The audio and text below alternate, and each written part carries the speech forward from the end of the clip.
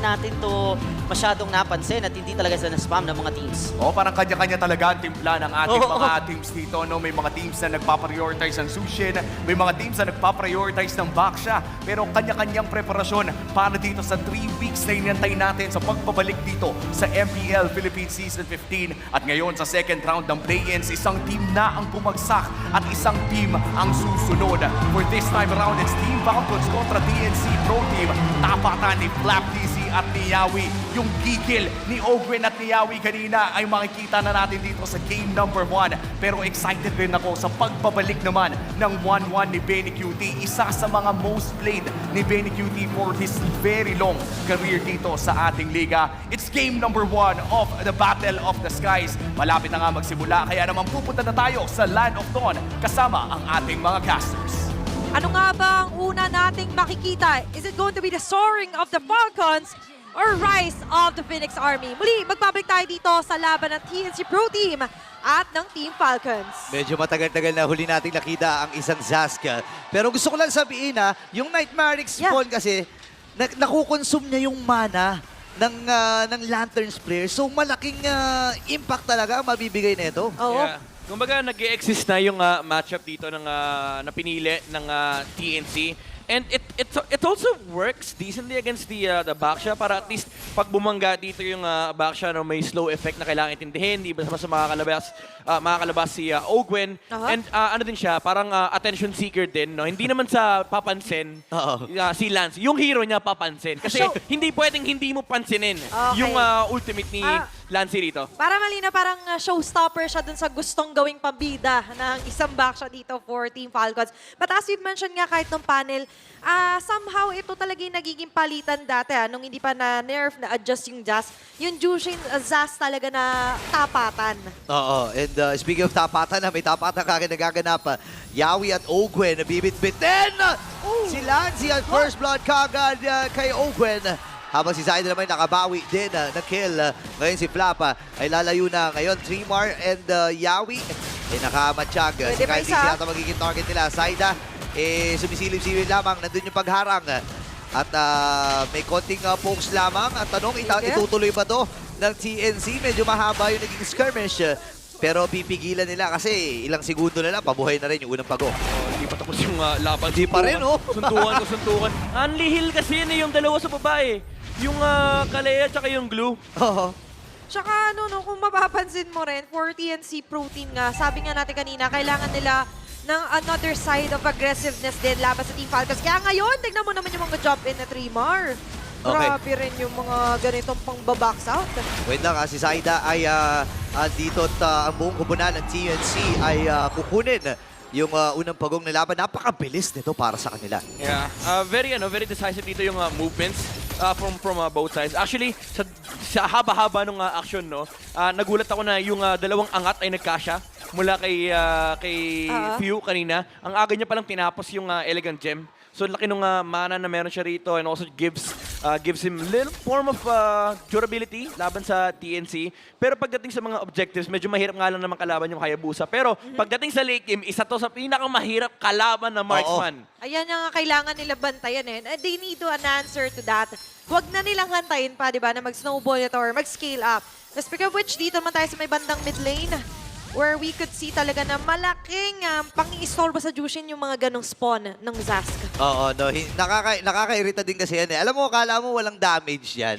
Pero meron yan No, hindi mo lang namamalayan. Tapos ang malapit doon, pag nilapag yung Dominator's Descent, hindi mo alam kung i-burst nyo ba yung alien o hahayaan nyo lang siya na bumanat kasi hindi rin zero damage nung continuous damage doon, no? Tsaka ang masakit dyan, yun nga wala silang pang-burst nung alien. Kumbaga, may isang hero na kailangan mong pagtuunan ng pansin, which is yung 1-1 ni Benny QT. May isang hero naman na papansin, pero ayaw mo namang bigyan ng pansin. Pero pag di mo binigyan ng pansin, ang hapde. Wala na, hindi mo alam kung papansinin mo ba or hindi. Basta doon na naglaro sa mga pansinan yan. Basta nag-e-exist. Yan na, wait na, nag-i-exist din. Okay, si Few, binitbit. Itong si Zaid, tawa ng takas! Yawi! Pero nakakuha din si Yawi ng isa. 1-for-1 na magiging palitan. Flicker ay na-force. Habang si Ogwen ay talagang napakunat. Ito yung prowess talaga pag may backshock. No? Parang sabi, wag nyo na kasi pansinin. Ito yung pansinin natin, yung mga kaya nilang abutin. And with that, makakuha nga ng kill din doon ng TNC trade-off lang, kumbaga. Strange lang. Yeah. Ang medyo, to be fair, maganda sana yung move dito ng TNC. Yung nga lang na elegant gem, si Zyda. And medyo mahihirapan sila dito kasi knowing na may suyo din yung Team Falcons, medyo nagra-ramp up yung aggression kapag nakakuha ng momentum.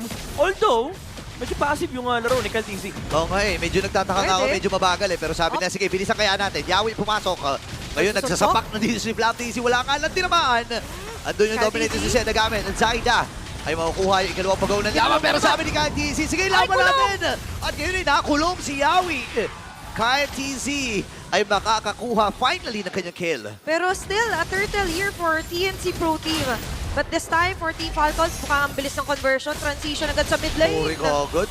Op. Nagmamadali dito ang Team Falcons ha. Parang yung slow start nila, sabi nila ito na ata. Nakasigunda ako ngayon eh. Ngayon, i-ano natin, i-tersera. Tersera na. Tersera na. Tarsera, baka nga nag-ano pa eh. Baka ang tawag doon, basta yun, alam niyo na yun. Max, yung pinakahuling gear.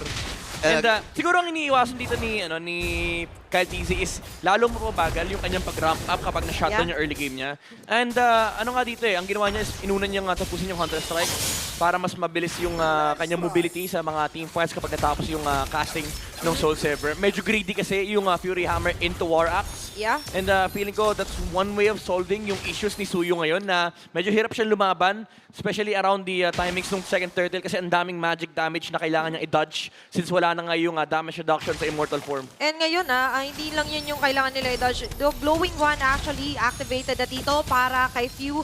And aside from that, kung greediness lang naman pag-uusapan, actually 2 turrets na na-destroy dito ng Team Falcons. Oo, no? Parang sabihin natin na ginagawa ng Falcons ito. Binapagalan lang nila. Nagagawa naman nila ng tama yung mga kagustuhan nila. And makikita natin ng TNC. Parang si TNC pa nga nagre-react sa bawat ikot ng Falcons eh. Nililito lang nila. Akala nyo nandito kami pero ang daming gumagalaw dun sa mga sides din dito ng Team Falcons. And which is why isa sa pinaka-importanting linya, nabutas agad nila. And with that, sakto, in 15 seconds, magre-respond na pangatlo or panguling pagong para sa laban na to. And ngayon, si Trimar ay chinecheck na nga niya. No? Baka may mga nakapwesto na. Kailangan niya i-check Diyan sa mga damuhan. Few, nauna na. Sabi niya, medyo naiinip ako eh. Kailangan na natin simulan kagad ito. Saka nararamdaman natin ngayon, Super Marco also here. Paligid na Turtle Pit ang binabatayan ng Team Falcons. Yawi, 5 on 5 ba to? Yawi, naku, nagamit yung Tsunami Slam. Pasok din si Few. Side na nakuha ng pagong. Ngayon ay nabitawan na ang Shadow Kill. And this time, ay, naku po. Si Super Marco ay lumalayo na nakalipad. Si Benny Cutie at Maniac para sa Bagyo. 4-man down for the side of Falcons. TNC eliminating them with the use of Benny Cutie. Sa sobrang laki ng impact ni Benny Cutie ron, dalawang Benedict Gonzalez na picture yung lumabas. And ganun kalaki yung presensya nung 1-1. Dito sa game na to, isang team fight lang. Nag-shift yung momentum, nag-shift yung tempo. Also, napakaganda nung huli ni Yawi at pati na rin ni Trimar TZ na pagtripan. Ayan. Yung Suyu. Dito natin makikita sa replay, instant take, very decisive. Yung naging laro dito ng TNC na force out yung dalawang dash mula kay KalTZ. Kaya And nga. Trimar with that flicker. And again, dito mo mararamdaman na nasaktan talaga yung Suyu nung tinanggal yung magic damage reduction sa immortal form.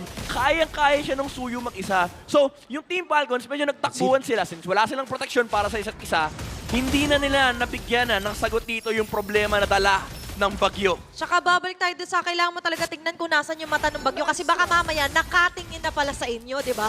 Oo nga eh. Maniac, burrito. Ibang klase, no? Actually, di ko nga napansin. Yung pagong kasi gumanon eh. Umangat yung pagong eh. Oh, tapos dalawang picture ni Dalawang Benedict na picture ni nangangiti. Lumabas eh. At nakangiti yun si Benedict. Sabi niya, oy, makakalipad na crossbow, Yun tangis nga taki. Ang tindi nun ha. And napakagandang pag-switch ng momentum para sa TNC ang naganap noon. At pumunto na rin actually si Benny dito, pangatlong core niya. Oh, ang malupit doon, naalala ko nung unang sabak ni Benny Cutie nung regular season, Maniac kagad. Oo nga eh. Yung pinamalas niya. Ito, unang game ng TNC sa playoffs for a long time. Maniac na naman. And still, nararamdaman natin, that was just not a...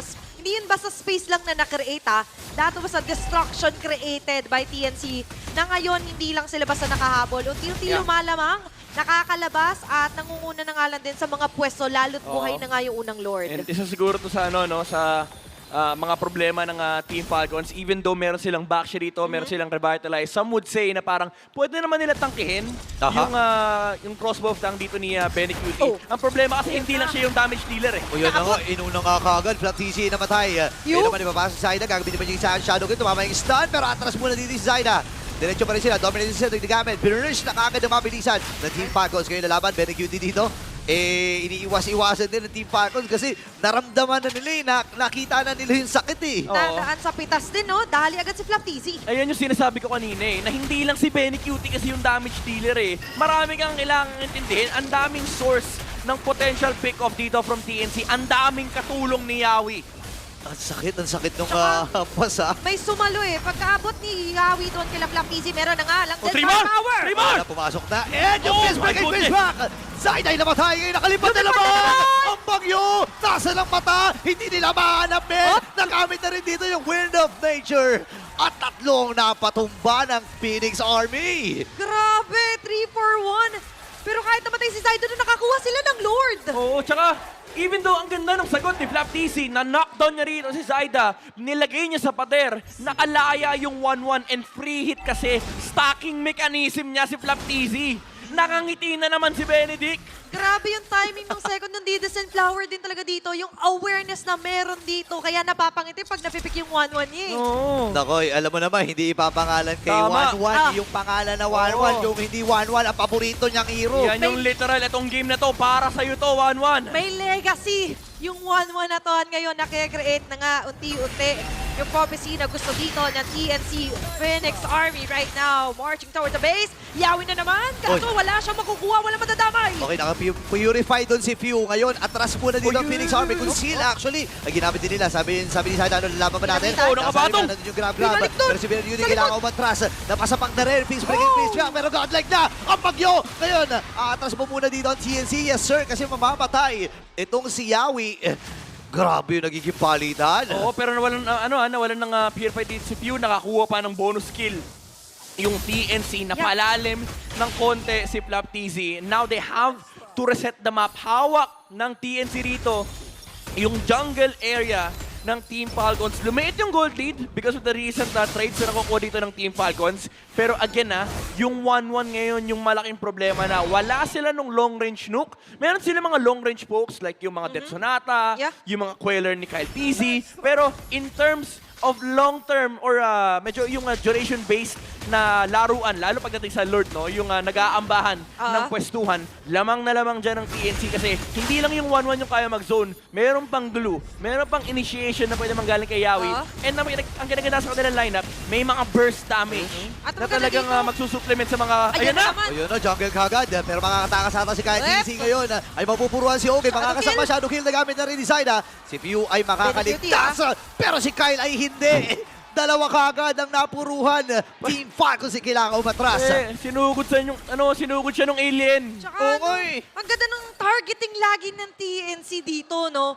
And all in all, kung kanina nga si Flap TZ nabibigyan ngayon, yung isang TZ naman, TZ down. Pre, iba alien invasion, pre. Diba? Si Glue, si Ip na lang kulang dito eh. Alien versus Alien versus Falcons na to. Hindi Phoenix yung kalaban ng TNC, puro alien eh. Alien Ay, ng talaga. Falcons eh. At pa-alien na sila ngayon. Kasi ngayon, they have the advantage to take down another Lord. Sisimulan, pwedeng i-reset. At dyan ang Tsunami Slam. Okay, nabitawan kagad ni Yawi yun. Pero nagamit TNC kagad naman, yung Winter Crown mula kay Flat TNC. Pero nakalipad na naman ang bagyo. Nagamit din yung Winter Crown. Pero si Ogwen ay mamamatay pa rin. Shadow King sa may bandang likod. Hindi nila kasama si Kyle at si Super Marco. At si Pew naman ay pasilip-silip lang. Alam nila, nandun sa may Elbush.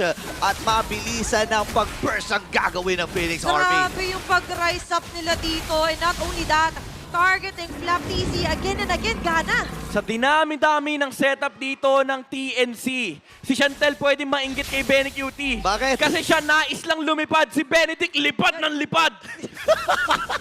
Oo nga pala nun. Alam mo naman si Chorus Queen eh. Alam na natin yan. Nais lang eh. Nais lumipad. Eto, lumilipad na Oo. talaga. Kailangan ata ni Chantel, TNC eh.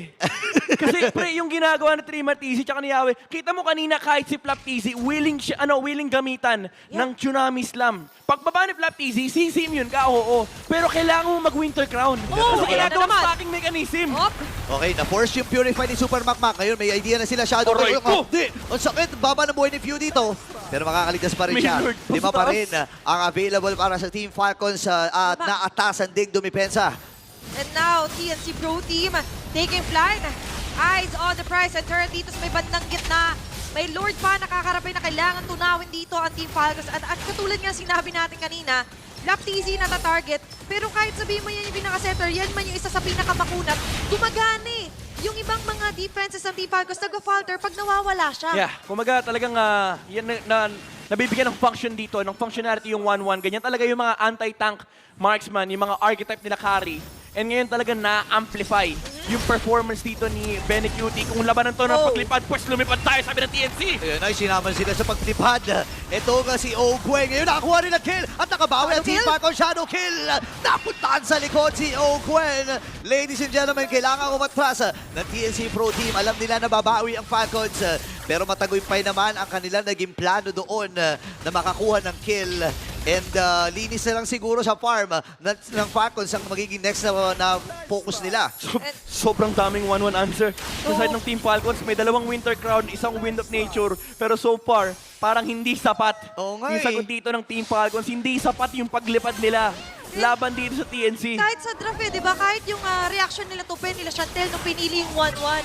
Ang First aga two kasi. picks sila, di ba? And that's how advanced na nga lang din yung sabihin natin mechanical skills na meron talaga si Benecutie. Oo. And for Team Falcons, sa items talaga muna yung kanila magiging depensa kung sa mga setup hindi pa nila magawa. Yeah, ito yung matatawag mong hero player synergy talaga. Minsan may mga player na walang meta-meta. Basta maganda yung laro nung paggamit ng kanilang hero, nagper-perform pa rin. And yan ang isang maganda example na pinapakita sa atin ngayon ni Benecutie. Pero nakita naman natin doon sa BPI Gold Leaders, nangunguna pa rin si Kyle TZ. So hindi nagpapabaya ang Team Falcons dito pagdating sa resource control on their jungle. So meron pa silang pagbawing factor dito, pero kailangan pa rin talagang i-address dito si Benecutie. Kailangan talaga. And they need to convert more kasi ngayon nakikita man natin sobrang lamang. You have the gold lead and the kill score lead para sa TNC. Pero hindi nila napapansin. Katulad nga sa gold leaders, hindi naman nai-stop dito si Kyle TZ basta-basta sa pagpa-farm. Nakakagawa ng push. Pero ngayon, Yawi, nakita si Ogwen. Okay, Consilay, na-force na rin at nagamit dito ni Yawi. Ngayon, hinahanap ni Few kung may mga Silip. tao bang nakamatsyag doon sa left mid bush. Binabago nila yung setup kasi hindi pwede ipakita yung Team Falcons sa heart ng Lord. So ang ginagawa nila, nagbe-beeline. Si Kyle TZ, naghahanap siya magandang angulo. They Okay. need someone na pang-surpresa talaga dito sa malilikot na heroes. Don't tell me, ng don't tell TNC. me. Benny. Don't tell me! Op. Wait lang nag-aabang pa rin ang pagkakataon dito si Hindi nila Kyle. alam. Wala ata silang idea na nasa likod si Kyle TZ Binabantayan lang ni Pew yung bawat posisyon na pwede panggalingan ng ibang mga members ng TNC. Ngayon, nakikita nila, andito naman si Zayda, andito sila 3 Martizi. Hala. Kaltizi, parang pwede ka lumipat. Nakita or napansin kaya ito nila Zayda, ramdam kaya ito, the pressure is building up. Especially the minion building up. Na rin doon sa may bandang baba, mapapawi si Super Makmak. Yun yung tanong Habang yung Lord, sinisimulan, kalahati na'y buhay. Nakoy tutuloy na nga. Hindi na kaganito! Ngayon na balik si Zayda at makakalipad ang bagyo. Ngayon nakahabulin niya si Flap TZ at nakadepensa at nakuha na yung Lord. Ngayon naman Tsunami Slam. Binalik! Ay sasagot. Ibinalik si Flap TZ. Ladies and gentlemen, dalawa kagad ang napatumba at nakuha ng maigi ng Phoenix Army ang Lord. TZ Brothers down, tapos sa Lord onto TNC. Ang ganda sana ng setup na nakuha nila, kaso hindi sapat. Nag-inspire si Benecutie na wala kaagad si Kyle TZ. Yun yung parang maganda sana yung setup ng Team Falcons. Ang tanong, may pake ba yung TNC? Si Benecutie sabi niya, wala akong pake, kahit Kasi- umikot kayo. Ito yung mga lineup na parang kailangan mo pag-isipan yung macro kasi hindi mo pwedeng daanin sa Lord Dance. Kahit anong Lord Dance nyo, lamang yung 1-1. At lamang din sa damage. And with that said, kita mo naman for TNC Pro Team, maximizing the vision. And of course, yung Lord na dala-dala na mamarcha sa may bandang Yawi! taas. Si Yawi gagamitin ng Tsunami Slam pero ang baba na ng buhay niya. Papir Vitality. Ngayon, dito yung follow-up mula kay 3 TC. Makakasama with the grab. At alam mo na ni Zayda. Yawi, baba ng buhay pero mapapatay siya mula sa Quiver. Mula dito kay Kyle TZ. Ngayon, aatras muna ang Phoenix Army dahil kumpleto pa rin naman ang Falcons at wala si Yawi para sa setup. Okay, that would have been sobrang dilubyo para sa Falcons kung nabawasan sila. Pero that was a very nice defense pa rin kahit papano. Yeah, na-burn yung Purify ni Pew and at least nagamit dito yung Winter Crown to solve the base push mula dito kaya Benecute kasi hindi na naman siya pwede mag-tower lock at that point since may mga heroes pa from the Team Falcons na nagde-defend ng mga paparating na minion waves. So this is likely gonna be another Lord fight between Team Falcons and TNC.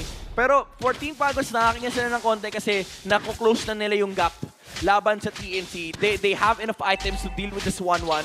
It's just hard because sometimes hindi lang item yung sagot hindi macro yung sagot. Minsan may part ng MLBB na kailangan microhan yung sagot. Oo, it's all about the mind games. At hindi lang yun, nakuha rin ni Yawi yung sagot na puproke niya agad yung mga purify ng mga players dito na Falcons. Wait lang, akala ko ligtas sa si Flat TC pero nagamit yung Winter Crown. Pwede pumasok si Benecute dito at gawing stack or gawing stackan itong si Flap. Ngayon naman ay susugod ang Team Falcons pero kailangan kasi nila mag-react doon sa mga waves na lamang ang TNC. Laking info nun walang Winter Crown si Flap TC. So Winter Crown check, magbibilang tayo, wala na yung kay Flap. Wala na rin yung kay Ogwen, Wind of Nature na lang ni Super Marco and pati na rin yung Purify. So yung checklist ng TNC, kalahati, wala na. Nakita na nila agad no kung ano yung mga pwede nilang gamiting susi. Susi man yung tagumpay or paglarga dito. Kasi ngayon, they're still waiting. 20 minutes into the game, 8 to 18 kill score. For TNC, minimal yung nakikita natin ng mga pag-overstay nila. Ito pa yung isang problema no? Yung alien. Yung alien ni Lancy, mahabdi din yan Diba? At yun yung malaking pang-istorbo rin sa mga plano sana pagtatago nila Flap TC. Kaya lagi rin siya nadadali. Oh my goodness, Ayan the na. burst. Burst na yung call nila dito sa Pwede Lord bilisan. Uy, hindi nila nakita to. Hindi to maano. Nakatawid na libre. Okay, Hindi nila nakita kung nasaan. Wait lang, si Ogwen dito napabili ng Immortality ngayon. Ipapasok din si Saida. Saida. Aray ko po, buhay pa rin si Ogwen. May immortality pa yan. Yeah, meron pa rin. And si Kyle TC, sabi niya, focus muna ako din sa Purple Pre. Angat lang natin ang mabilis yung minion wave. Doon sa gitna ay kailangan may mag-react. Same with the top wave. Pero hawak muna nila to ha. Maganda Classic. na napansin mo yung Midnight na nakakaba yung tawid. Classic to for Benecute. Ito yung laruan niya nung M4. Nung nanalo sila ng Worlds, hindi nagpapakita yung marksman kapag naglo-lord dance. Hayaan lang nila muna yung mga junglers mag-clear ng side lanes, fix the opposite lane. Once na may magre-react na dyan, alam na alam ng TNC yan, may pupunta ng baba to make sure na naka-slow push yan. And babalik lang din dito yung TNC. Hahatakin na naman nila yung Lord. Paulit-ulit nilang gagawin to hanggat may pagkamali ng pwesto sa Team Falcons. Yeah, rinse and repeat kumbaga. Pero sa ngayon, repeating of what happened nga ba on to the early parts of the round, mukhang iuwi muna si Benecute. wait. Yung 1-1 yung pinadala nila. Info yan ha, info Oo. yan. So, Pero di rin kasi kakaiba to. Ayaw rin naman kasi nila i-reveal agad muna kung nasa yung Goldaners. Pero tricky part yun kasi malayo si Benecute and you would need that Saida? damage. Wait Op. lang. Lalim ni Saida doon ha. Kita nila walang shadow. Ayan na, alam nila na walang shadow at hindi umabot si Saida para kunin yung Lord na yun. Pero shadow kill lang. Ang kanyang bibilaw nagamit na yung Winter Crown. Bili ng immortality Oh, si no, Saida. the turn. Si Fu ay mamamatay. Ito na yung turn na tinatawag ng TNC. Pero kailangan na nila isuko si Open. At ang taas ng death timer nito. 57 Oh, no! seconds pre.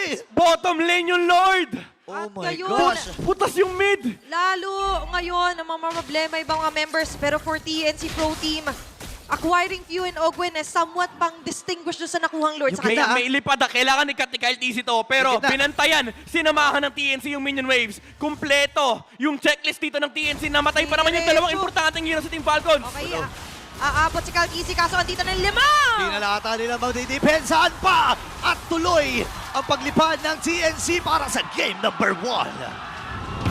First game win for second match of the